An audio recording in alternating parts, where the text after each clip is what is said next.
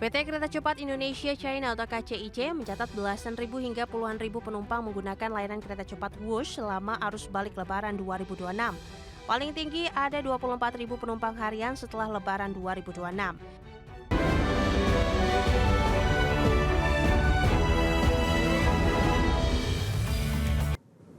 Ya, PT Kereta Cepat Indonesia China mencatat belasan ribu hingga puluhan ribu penumpang menggunakan layanan kereta cepat Wush selama arus balik Lebaran 2026. Adapun puncak sementara angkutan Lebaran 2026 terjadi pada Selasa 24 Maret 2026 dengan volume mencapai 24.315 penumpang dalam satu hari.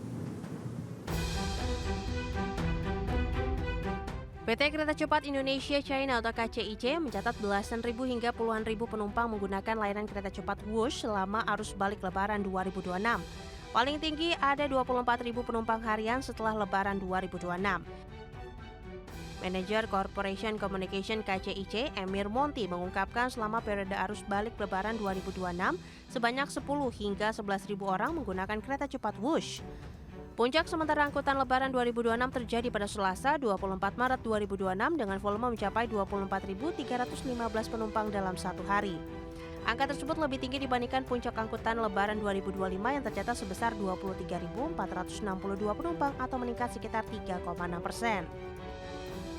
Adapun hingga 29 Maret 2026, tiket yang telah terjual hingga saat ini mencapai sekitar 12.000 tiket. Angka itu diprediksi akan terus bertambah hingga mencapai sekitar 20.000 penumpang, seiring penjualan yang masih berlangsung hingga waktu keberangkatan terakhir.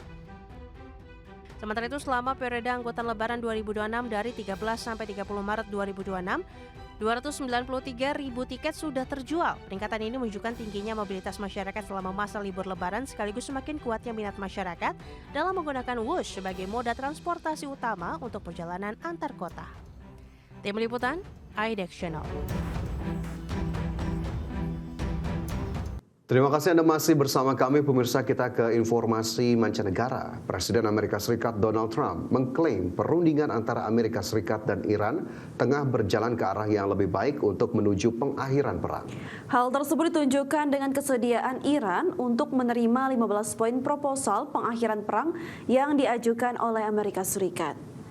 Meski demikian, hingga kini belum ada konfirmasi dari Amerika Serikat maupun Iran apakah kedua belah pihak benar-benar sedang melakukan negosiasi formal, di mana sebelumnya Iran justru menyatakan telah menolak daftar 15 poin syarat gencatan senjata yang disampaikan pemerintahan Trump melalui perantara di Pakistan.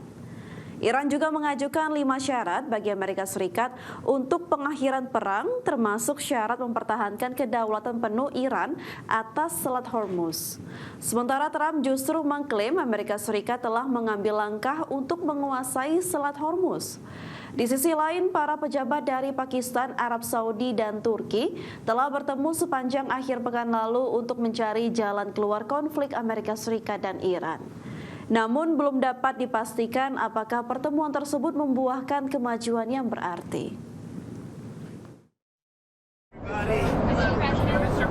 So we've had very good negotiations today with Iran, getting a lot of the things that they should have given us a long time ago. We'll see how it works out, but they're very good, moving along very nicely. They've destroyed a lot of additional targets today. The Navy's gone, the Air Force has gone, we know that. We destroyed many targets today. Ya, aksi unjuk rasa dengan mengusung tema No Kings yang digelar pada Sabtu pekan lalu diperkirakan diikuti jutaan warga Amerika Serikat di dalam dan luar negeri. Aksi unjuk rasa tersebut memprotes sejumlah kebijakan Presiden Donald Trump termasuk serangan ke Iran. Jutaan orang diperkirakan turun ke jalan di seluruh Amerika Serikat pada hari Sabtu pekan lalu dalam aksi unjuk rasa nasional yang mengusung tema No Kings. Aksi unjuk rasa tersebut digelar untuk menyuarakan penolakan terhadap sejumlah kebijakan pemerintah Presiden Donald Trump. Aksi unjuk rasa No Kings digelar serentak di 50 negara bagian di Amerika Serikat dan juga digelar di 16 negara lainnya. Unjuk rasa ini pun menjadi salah satu yang terbesar yang pernah digelar di Amerika Serikat. Warga Amerika Serikat memprotes sejumlah kebijakan Presiden Donald Trump antara lain serangan militer ke Iran, kebijakan imigrasi yang terlalu agresif, kenaikan harga minyak dan kebutuhan pokok, serta menurunnya tingkat kepuasan publik terhadap pemerintahan.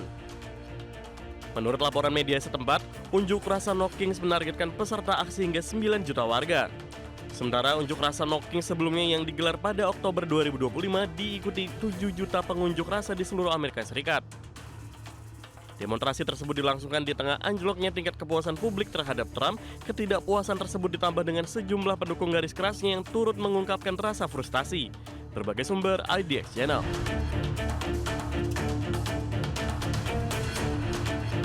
Pemirsa, shutdown pemerintahan parsial di Amerika Serikat telah memasuki hari ke-44 dan telah berdampak pada layanan di bandara. Petugas imigrasi dan bea cukai pun diperbantukan untuk mengatasi kekurangan petugas di bandara. Penutupan atau shutdown pemerintahan di Amerika Serikat yang bersifat parsial kini resmi menjadi yang terlama dalam sejarah Amerika Serikat. Di mana hingga hari Minggu kemarin, shutdown parsial Amerika Serikat telah memasuki hari ke-44 atau melampaui shutdown sebelumnya yang terjadi pada November tahun lalu. Shutdown parsial kali ini dipicu oleh tidak tercapainya kesepakatan antara Partai Republik dan Partai Demokrat di Kongres Amerika Serikat terkait pendanaan Departemen Keamanan Dalam Negeri. Shutdown ini pun telah berdampak pada operasional bandara di seluruh Amerika Serikat akibat minimnya petugas bandara yang bekerja tanpa digaji. Ketidakhadiran ribuan petugas administrasi keamanan transportasi di pos pemeriksaan keamanan telah memicu antrean panjang pengguna bandara di Amerika Serikat. Hal ini menimbulkan kekhawatiran serius termasuk dalam persiapan Amerika Serikat sebagai tuan rumah Piala Dunia yang akan dimulai pada Juni mendatang.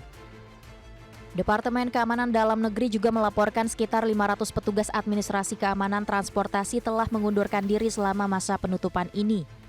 Dan pada Jumat lalu, sebanyak 3.560 petugas atau sekitar 12,35% dari total tenaga kerja nasional melaporkan sakit atau tidak hadir bekerja.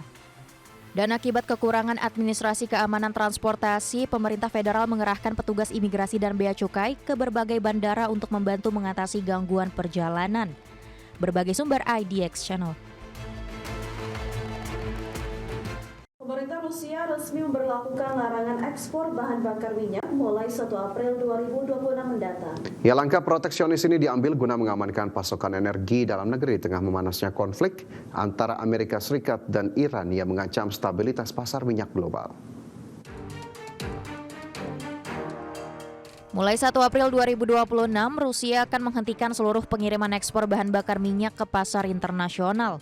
Keputusan ini diambil berdasarkan instruksi Wakil Perdana Menteri Alexander Novak guna mencegah lonjakan harga bensin di pasar domestik melampaui perkiraan. Meski aktivitas pengolahan minyak saat ini diklaim tetap stabil pada level Maret 2025, pemerintah Rusia memilih untuk mengamankan cadangan nasional demi menjamin kebutuhan warga di tengah ketidakpastian geopolitik global. Kementerian Energi Rusia melaporkan bahwa cadangan bensin serta solar saat ini masih berada dalam kategori aman berkat tingkat utilisasi kilang yang tinggi. Situasi pasar bahan bakar domestik terus dipantau secara ketat untuk memastikan pasokan produk minyak tetap stabil bagi industri dan masyarakat. Alexander Novak menegaskan bahwa rancangan keputusan larangan ekspor bensin ini adalah langkah prioritas untuk menstabilkan harga energi di tengah ancaman krisis yang dipicu oleh ketegangan di Timur Tengah. Kebijakan ini menjadi sinyal kuat dari Moskow untuk memitigasi dampak rembetan konflik militer antara Amerika Serikat dan Iran yang tengah menjerumuskan dunia ke dalam krisis energi.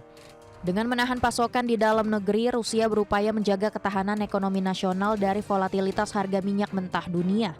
Adapun para pengamat menilai langkah Rusia pada 2026 ini akan semakin memperketat suplai bensin global, mengingat posisi strategis Rusia sebagai salah satu produsen energi terbesar di dunia. Berbagai sumber IDX Channel.